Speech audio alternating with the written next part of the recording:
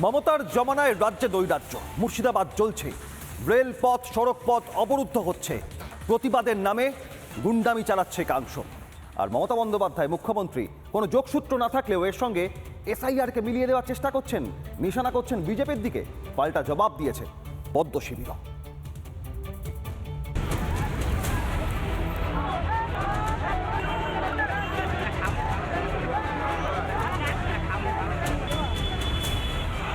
সংখ্যালঘুদের ক্ষোভটা স্বাভাবিক, আমিও এর জন্য ক্ষুব্ধ। তাদের একতরফা বাদ দিতে পারেন না, যেটা দিয়েছে। আবারও এসআইআর। এই এসআইআর যেন মাননীয়ার আতঙ্ক, তাই সবেতে এসআইআর এর ভূত দেখছেন মাননীয়া। বেলডাঙ্গায় প্রতিবাদের নামে তাণ্ডব, এর মধ্যে অস্বাভাবিক কিছুই দেখছেন না মুখ্যমন্ত্রী। সংখ্যালঘুদের ক্ষোভটা স্বাভাবিক, আমিও এর জন্য ক্ষুব্ধ। তাদের একতরফা বাদ দিতে পারেন না, যেটা দিয়েছে।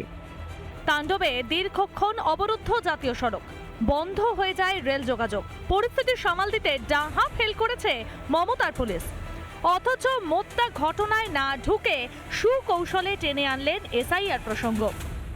তো ফ্রাইডে জুম্মাবার এমনি সংখ্যালঘুদের কাছে একটা সেন্টিমেন্ট আছে, সেখানে সবাই ফ্রাইডে জুম্মার নামাজ করতে এসছে।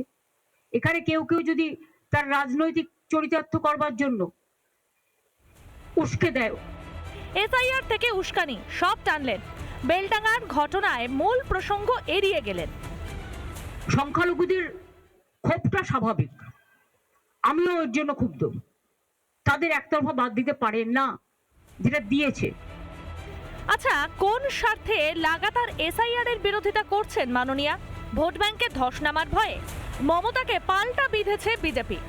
মমতা বন্দ্যোপাধ্যায় 2005 সালের অগস্ট মাসে এক গুচ্ছ কাগজ স্পিকারের টেবিলে ছুঁড়ে দিয়ে বলেন যে পশ্চিমবঙ্গে সিপিআইএম বাংলাদেশি অনুপ্রবেশকারীদের ভোটার তালিকায় নাম ঢুকিয়েছে, সর্বনাশ করছে দেশের, চোখের জল ফেলে তিনি প্রতিবাদ করে পার্লামেন্ট থেকে বেরিয়ে আসেন, বলেছিলেন আর কোনোদিন ঢুকবো না।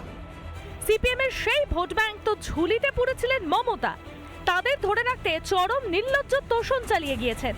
সেই পথে হেঁটেই এদিনের তাণ্ডবের সঙ্গে এসআইআর কে গুলিয়ে দিলেন।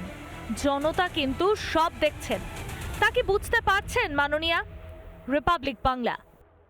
নানা ধরনের কন্টেন্ট দেখার জন্য লাইক করুন, শেয়ার করুন আমাদের ফেসবুক পেজ, সাবস্ক্রাইব করুন আমাদের ইউটিউব চ্যানেল। পাশাপাশি অন্যান্য ব্রেকিং নিউজের জন্য অবশ্যই চোখ রাখুন রিপাবলিক বাংলায়।